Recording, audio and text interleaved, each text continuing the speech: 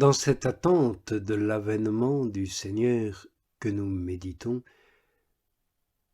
si je considère la personne de celui qui vient, l'excellence de sa majesté me dépasse. Et si j'envisage ceux vers qui il vient, je suis confondu à la vue de l'honneur qu'il leur fait. Certainement les anges eux-mêmes sont étonnés de la nouveauté du prodige qu'ils ont sous les yeux, étonnés de voir au-dessous d'eux celui qu'ils ne cessent d'adorer au-dessus d'eux, étonnés de te voir descendre et monter en même temps vers le Fils de l'homme. Si je me demande pourquoi il vient, je me trouve en face de l'inestimable étendue de sa charité, que j'embrasse du mieux qu'il m'est possible. Si je considère de quelle manière il vient, je suis frappé du degré d'élévation où se trouve portée la condition humaine. En effet, celui qui vient à nous est le Créateur et le Maître de toute réalité. Or, c'est pour les hommes qu'il vient. C'est vers les hommes qu'il vient. Et c'est fait homme lui-même qu'il vient. Mais, dira-t-on, comment peut-on dire qu'il est venu, puisqu'il est constamment en tous lieux à la fois? Il ne vient donc pas dans le monde, puisqu'il n'était pas hors du monde. Mais il apparaît, là même où il était auparavant très caché. Voilà pourquoi il prit la forme humaine. C'était pour se faire reconnaître à nos yeux de chair, car il habite dans le sein de Dieu une lumière inaccessible. Après tout, il n'était pas tout à fait indigne de la majesté de Dieu de se montrer sous les traits de sa propre image, telle qu'il l'avait faite dès le principe, ni indigne de Dieu de se faire voir sous cette image à ceux qui ne pouvaient point le reconnaître dans sa substance première, et de se faire homme lui-même pour se manifester aux hommes, lui qui avait créé l'homme à son image et à sa ressemblance. C'est donc de la venue d'une si grande majesté, d'une si profonde humilité, d'une telle charité et d'une gloire si grande pour nous, que l'Église entière fait chaque année avec solennité la mémoire. Ah, plût à Dieu qu'on la célébrât maintenant comme on la célébrera dans l'éternité. Ce serait assurément bien mieux.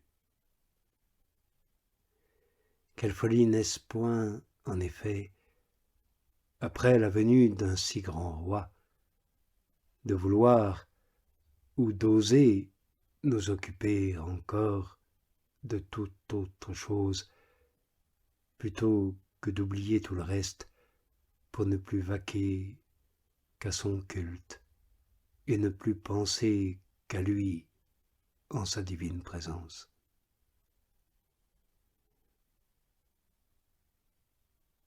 Mais tous les hommes ne sont point du nombre de ceux dont le prophète disait « Ils n'ouvriront la bouche que pour exhaler les louanges de tes innombrables douceurs. » Oui, il y en a si peu qui s'en nourrissent.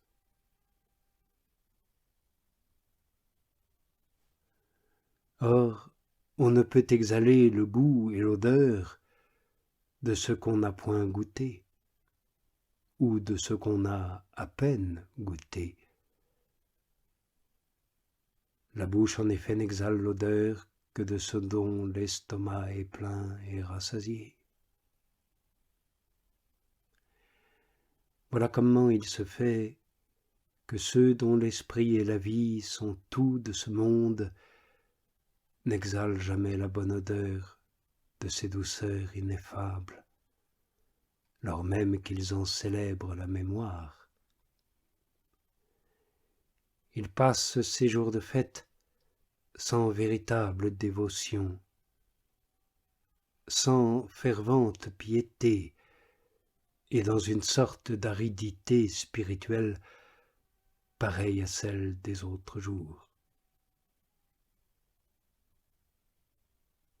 Mais ce qu'il y a de plus condamnable, c'est que le souvenir de cette grâce inestimable est une occasion de fête charnelle, en sorte qu'on voit les hommes, dans ces jours de solennité, rechercher les parures, les délices de la table, avec tant d'ardeur qu'on pourrait croire que le Christ n'a pas eu autre chose en vue en naissant, et qu'on est d'autant plus assuré de lui plaire qu'on déploie plus de luxe en ce genre.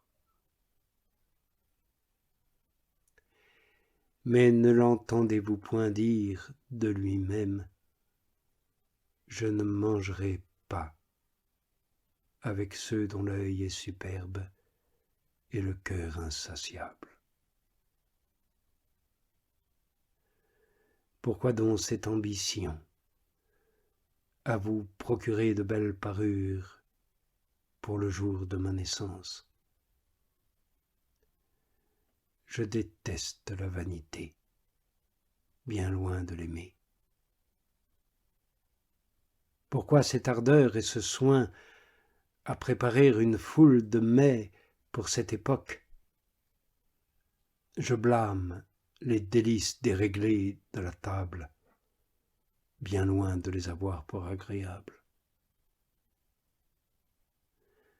Évidemment, il faut être d'un cœur insatiable pour se procurer tant de choses et les faire venir de si loin, car pour le corps, il se contente de beaucoup moins que cela, et de choses bien plus faciles à se procurer.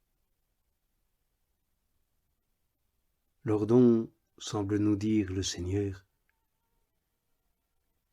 lors donc que vous célébrez ma venue, vous ne m'honorez que du bout des lèvres.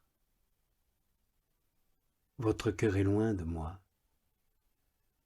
Ce n'est même pas moi que vous honorez, car votre Dieu, c'est votre ventre, vos ambitions, votre amour-propre,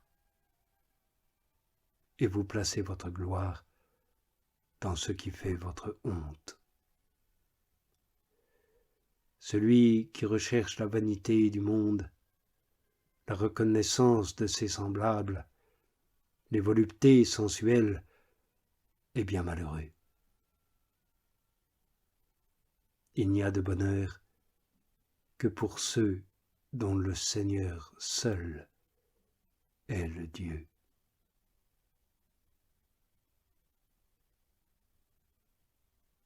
Ainsi, amis, glorifions la venue du Sauveur par de multiples louanges et actions de grâce.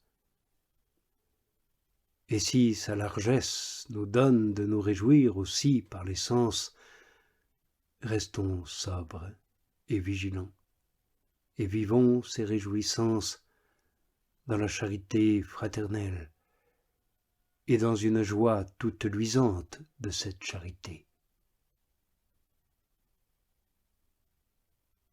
Oui, le Seigneur est bon pour ceux qui mettent leur joie et leur espoir en lui. Oui, pour toute âme qui le cherche, le Seigneur est bon et doux, tout comme il est empli de miséricorde et de vérité. Mais comment avons-nous appris tout cela, si ce n'est parce qu'il est venu non seulement à nous, mais en nous.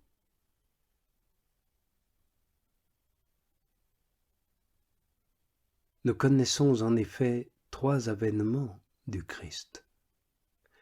Il est venu pour l'homme, il est venu en l'homme et il est venu contre l'homme. Il est venu indistinctement pour chacun des hommes. Mais il n'est pas venu de même en tous les hommes et contre tous les hommes.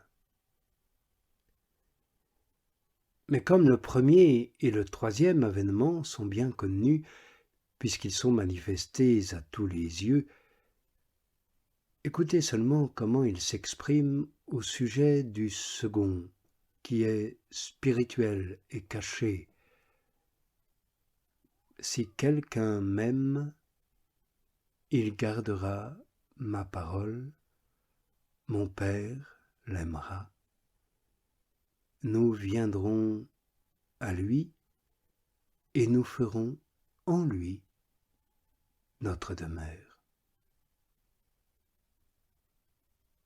Ô Seigneur Jésus, heureux celui en qui tu établiras ta demeure. Heureux celui en qui la sagesse se construit une demeure. Heureuse l'âme où elle s'établit à demeure. Et quelle est cette demeure? C'est l'âme du juste. Comment en serait-il autrement, puisque ce sont la justice et le jugement qui préparent à la sagesse son séjour.